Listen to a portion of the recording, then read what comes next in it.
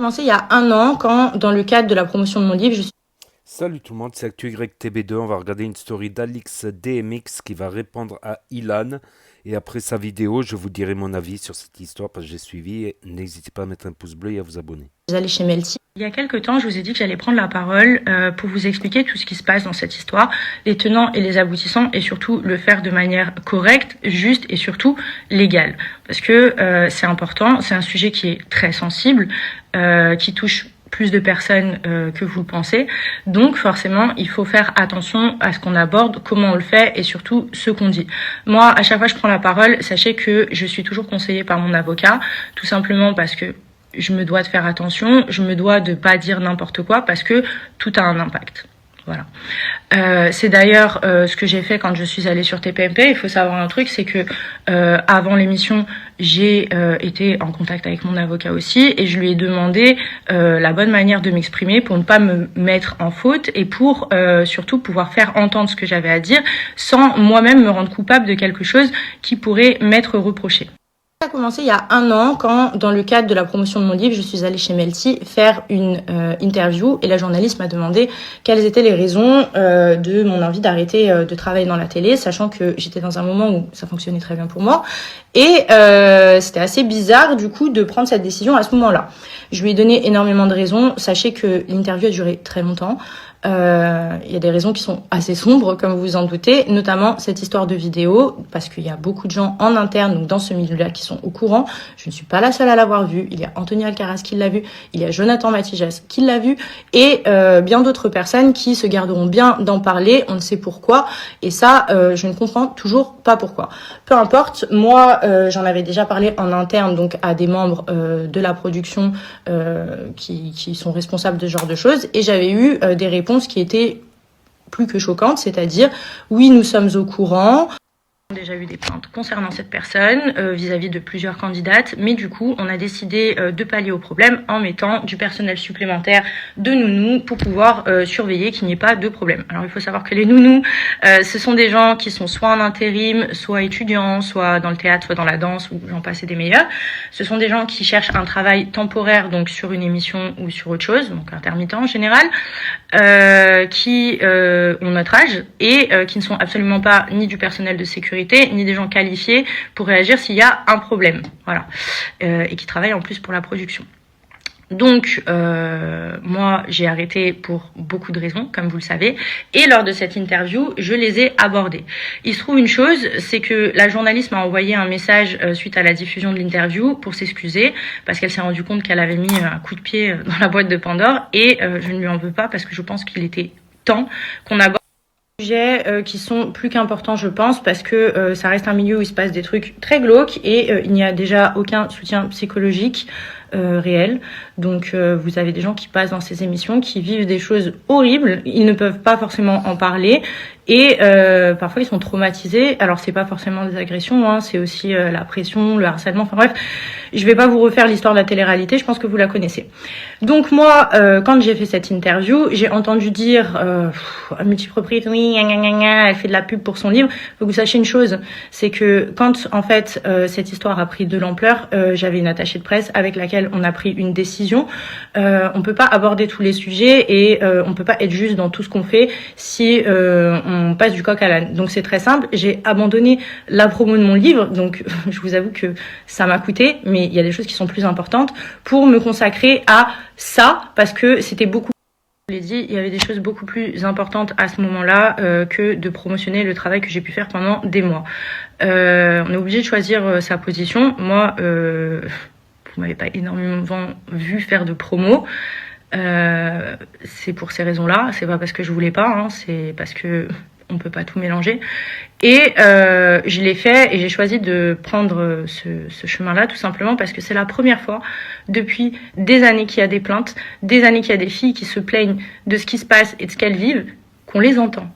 C'est la première. C'est-à-dire qu'il y a des gens qui leur ont donné la parole, comme Sam Zira, comme d'autres personnes, et voilà. Et en fait, à chaque fois, ça a fait un petit pétard dans la mare et puis c'était terminé, quoi. Ça a duré pas longtemps et puis hop, on oublie tout et puis ça passe à la trappe. C'est la première fois que quelqu'un s'exprime au sujet de quelque chose et que ça prend autant d'ampleur. Donc vous vous rendez bien compte que j'ai une responsabilité vis-à-vis de ça et que je ne peux pas en faire n'importe quoi. J'ai entendu dire oui, elle est allée chez TPMP pour faire la promotion de son livre, blablabla. Alors sachez une chose déjà, ceux qui disent ça, vous avez vraiment rien dans la tête. Déjà pour commencer, sachez une chose, j'ai refusé d'aller faire ma promotion là-bas parce que pour moi TPMP c'est pas un endroit où on présente un livre. Excusez-moi, hein. Mais quand ils m'ont contacté pour cette histoire, j'ai accepté parce qu'ils ont quand même une énorme plateforme de diffusion et j'avais un message à faire passer aux autres personnes qui étaient potentiellement victimes et notamment à cette jeune fille sur cette vidéo. Si jamais elle voyait cette émission qui a quand même beaucoup d'audience, c'était le bon endroit. Il faut savoir que comme je n'avais pas confiance en TPMP, je suis allée l'après-midi dans leur bureau pour parler avec Kakumbe qui est leur producteur pour lui dire je ne veux pas qu'on aborde mon livre à aucun moment, je viens vous parler de quelque chose de très important. Il ne faut pas tout mélanger pour pas que mon message soit biaisé. Et lors de l'émission, il y a une présentatrice qui a abordé ce sujet. Vous avez vu ma réaction, je pense que elle parlait d'elle-même. Ça, c'est un premier point. Ensuite, on va revenir au procès d'hier. Alors déjà, je me suis pas présentée, je vais vous expliquer pourquoi. Vous savez que j'habite pas en France. Vous savez qu'il y avait une audience qui était prévue il y a un mois. J'étais présente, j'étais là, tout allait bien. Moins de 24 heures avant, on reçoit une demande de report, sachant que mon avocat n'a pas envoyé les comptes rendus juste avant. C'est totalement faux, d'accord. Il les a envoyés une semaine avant, ce qui est totalement légal. Et c'est tout simplement en fait qu'ils se sont bien rendus compte que leur défense n'avait pas de forme, voilà, ça servait à rien.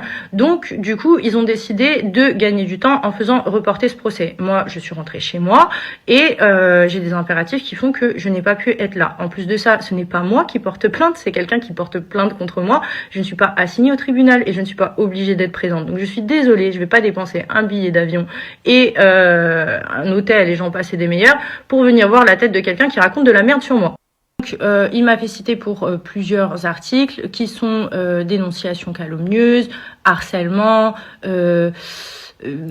diffamation, injures, bref, pas de souci. Sauf que vous savez, la loi, c'est pas du chocolat. Quand tu portes plainte contre quelqu'un, en fait, et je pense que c'est pas mon travail, hein, je suis pas avocat, mais il se trouve que j'ai un très bon avocat. Quand tu portes plainte contre quelqu'un, il faut pouvoir qualifier tout ce que tu reproches. C'est-à-dire, tu mets, je reproche ça à cette personne, ça s'est passé à tel endroit, à telle heure, telle preuve, tel ci, tel ça, avec un article de loi qui définit la faute commise par la personne, et ça doit être fait pour chaque reproche fait. D'accord, ce n'est pas ce qui a été fait. Donc, mon avocat Aria Halimi a d'abord montré que sa convocation était mal rédigée, voilà, tout simplement, et qu'on n'y comprenait rien. Concernant la diffamation, sachez que pour vous rendre coupable de diffamation, il y a plusieurs règles. Déjà, vous devez avoir désigné clairement une personne, que ce soit d'une manière de description physique ou une description qui fait que ça ne peut pas laisser de doute quant à la personne dont vous parlez, ou alors donner une photo ou un nom, chose que je n'ai jamais fait. Je pense que vous pouvez reprendre toutes mes interventions publiques. En aucun cas, je me suis rendue coupable de quoi que ce soit. Ensuite, la seule personne qui a pris ses réseaux sociaux pour dire « Alix parle de moi », ce n'est pas moi. Pourquoi te sens-tu visé ? Comprendra qui pourra, n'est-ce pas? Donc, mon avocat a bien entendu dit que je n'étais pas coupable de ce qu'on me reprochait, et je ne suis pas coupable de ce qu'on me reproche, et bien entendu, je maintiens et je confirme tout ce que j'ai dit depuis le début de cette histoire. Voilà, sachez-le. D'ailleurs, si le 10 mars, je suis relaxée, tout le monde pourra se faire une idée quant à ce sujet, je pense. On m'accuse de harcèlement. Alors, je suis désolée, je pense qu'on a tous les réseaux sociaux. C'est moi qui vis du harcèlement. La personne qui m'accuse de harcèlement m'harcèle. Et moi, je me semble pas que vous ayez vu dans mes stories du harcèlement concernant cette personne. Moi, je prends la parole quand il y a des nouveautés et quand c'est important de le faire. J'appelle pas ça du harcèlement. Par contre, inventer des fausses vidéos, faire des fausses vidéos d'agression, inventer des fausses histoires, me dépeindre en baronne de la drogue ou je sais pas quoi, et j'en passe et des meilleurs, ça s'appelle non seulement de la calomnie, donc ce qu'on me reproche, non seulement de la diffamation, ce qu'on me reproche aussi, et non seulement du harcèlement, ce qu'on me reproche aussi, et également de l'injure, ce qu'on me reproche aussi. Donc je trouve ça quand même vraiment cocasse qu'une personne qui se permette de faire tout ça, accompagnée de sa famille, de ses sbires, et j'en passe et des meilleurs, se permettent d'aller faire la pauvre victime devant les tribunaux. Même grave que la personne qui m'accuse de tout ça se soit rendue elle-même coupable de faux et usage de faux en créant des fausses vidéos d'agression qui n'existent pas, de diffamation en inventant des histoires sordides pour essayer de me salir, et également qui essaye de me faire honte et de me décrédibiliser en utilisant des choses de mon passé, comme le fait que j'ai fait du striptease. Oui, j'ai dansé nu pour de l'argent et je l'ai toujours assumé, ce n'est pas un problème, ma famille est au courant. C'est la première chose que j'ai dit dans ma première interview quand je suis rentrée dans ce monde-là. Je suis également sortie avec des filles, ça n'a jamais été un secret pour personne et je n'aurai jamais honte de ce que j'ai pu faire dans ma vie. Donc quand on fait ce genre de choses, ça s'appelle de la tentative d'intimidation. Et pourquoi, à votre avis, quand on est totalement innocent de ce qu'on nous reproche, pourquoi aller faire tout ça? Pourquoi faire des vidéos théâtrales de larmes, d'inventions, de suicides qui n'existent pas, et j'en passe et des meilleurs? Posez-vous les bonnes questions. Voilà. En ce qui concerne le procès d'hier, j'ai lu et entendu énormément de stupidité, encore une fois. Moi, je vais vous dire ce qui s'est passé, parce que j'ai un avocat qui y était, donc il m'a tout expliqué. Le procureur n'a pas demandé ma condamnation, ce qui est quand même plus que bon signe pour moi. Donc, on va attendre le 10 mars pour vous donner une vraie réponse de justice, parce que je ne suis pas la justice. Mais en attendant, je vous confirme qu'il y a bien une instruction en cours pour des viols sous GHB sur des jeunes filles mineures. La justice est lente, mais elle fait son travail.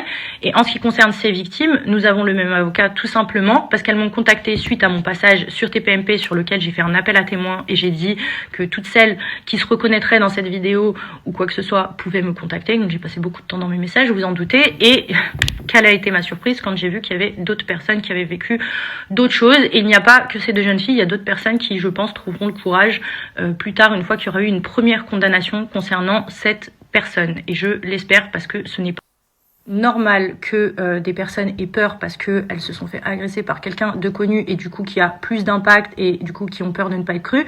Moi, je trouve ça pas normal. Donc, qu'est-ce que j'ai fait? J'ai mis en contact ces personnes et mon avocat, et je ne paye pas leur avocat, je n'ai pas inventé des preuves, je ne fais pas partie des gens qui créent des fausses preuves en faisant des fausses vidéos, en faisant des faux trucs.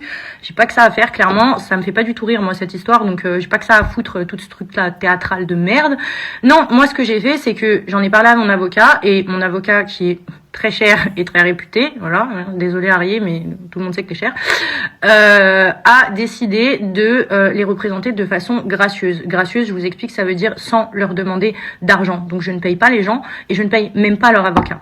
Voilà. Et c'est juste qu'on a un avocat qui, lui, défend déjà les agressions sexuelles et tout ce genre de choses et qui se sent impliqué par la situation, donc il a décidé de les défendre gratuitement.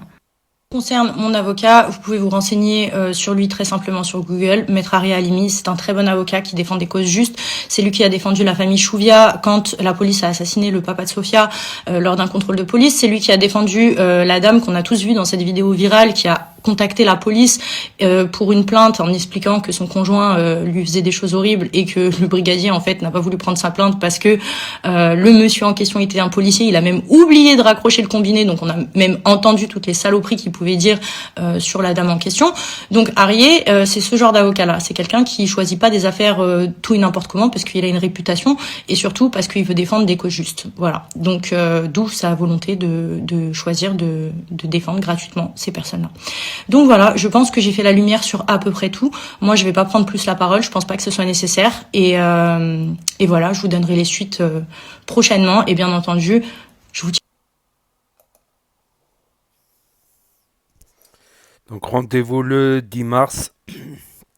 Donc Alix Desmoineau n'a à aucun moment visé expressément Ilan dans ses interviews, à rétorquer mais Ari Halimi, l'avocat de l'influenceuse. Il y a beaucoup de candidats de télé-réalité, il s'est senti visé. Pourquoi? Seul lui le sait.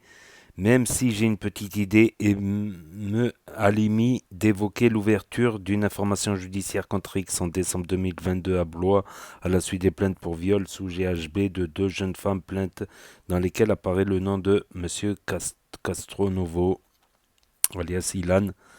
Après avoir plaidé la nullité de la citation d'Ilan, dilatoire et mal faite comme un sac de patates déposé devant le tribunal, M. Halimi a demandé la relaxe de sa cliente. Le jugement sera rendu le 10 mars. Donc on va attendre le 10 mars. On va attendre le 10 mars pour voir le verdict, le verdict du tribunal parce qu'en fait, je vous explique, c'est Ilan qui a porté plainte. Et après, oui, s'ils se sentaient visés, c'est parce que, voilà, elle n'a pas voulu dire qui c'est, mais tout le monde a compris en fait. Tout le monde a compris, c'est un peu gros quand même. C'est un peu gros. Après, voilà, si côté Ilan, il a mal ficelé son dossier, ça n'aboutira pas. Il y a des tas de procédures que la plupart des avocats savent dans les histoires de harcèlement, tout ça, tout ça, tout ça, diffamation, tout ça. Donc, si son avocat Dylan n'a pas tout fait dans les règles, ça risque pas d'aboutir. Par contre, s'ils ont fait tout bien dans les règles, je crains pour Alix Desmoineaux, je crains pour Alix DMX. Voilà, tout simplement. D'ailleurs, l'histoire, je peux la rappeler, voilà, brièvement.